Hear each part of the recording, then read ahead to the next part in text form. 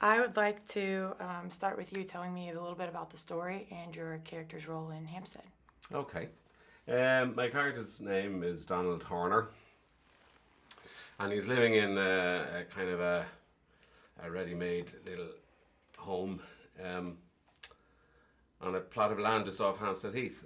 And the initial idea for this story came from a guy called Harry Hallows, who did live in a little house that he built, or a little shack if you want, on a plot of land just off Hampstead Heath.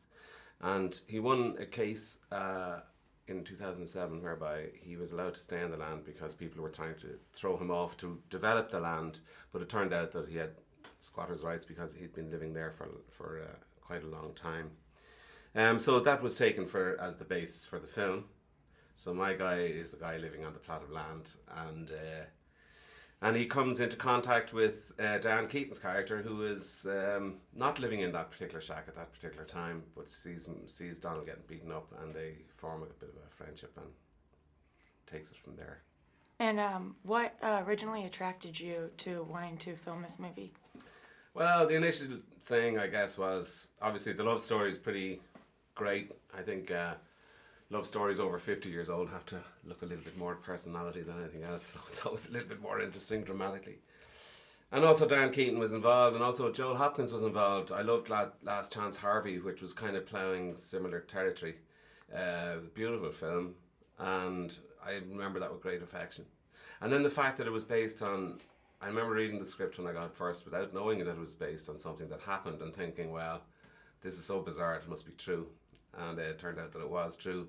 So there are always things that, it means that the general thrust of the story, you don't have to suspend disbelief because it happened.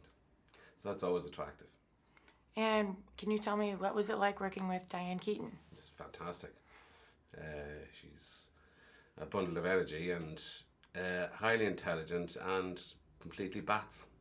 So it's it's a lovely combination. I really miss her, actually. Yeah, we did a lot of laughs, and we were trying to keep the film in a particular place where it didn't get too schmaltzy and that the relationship was real. So I loved working with her as an actor, and then just who she is just made the day fun. In what way, if any, can you relate to your character of Donald?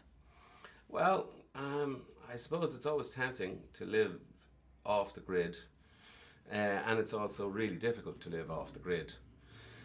So it was something that when I was younger, I used to go around kind of, sleeping in tents or sleeping outside of tents or whatever it was, and kind of traveling around a bit.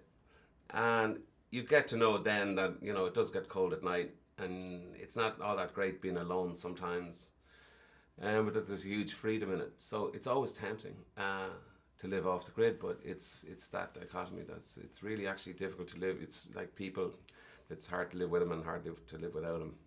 So trying to mix it up, I guess, is what Donald can tell us. Brendan, I have to ask you, what was it like filming the scene of you bathing in the pond?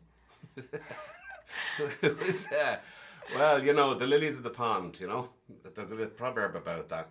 It was all right. Just a question of, I'm not exactly Halle Berry, so breaking from the waves.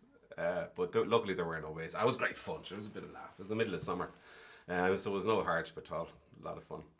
Lastly, I'd like to ask you, what would you like the audience to experience when watching this film? Well, the notion of, I think I'd like the audience to I suppose, believe in the notion of a second chance for everybody. Believe in the notion of finding a soulmate when all hope seems lost. I'd like them to think about the notion of a home and the idea of putting a price on a home, which seems kind of all a little bit silly. The great thing about Harry's story was that he had no real interest after he won his court case to own his plot of land. It was still meant the same to him. It didn't matter what price. The papers were putting 2 million and 4 million and all sorts of millions on top of it. And for him, it was just his house, his home. And there's something pretty great about that.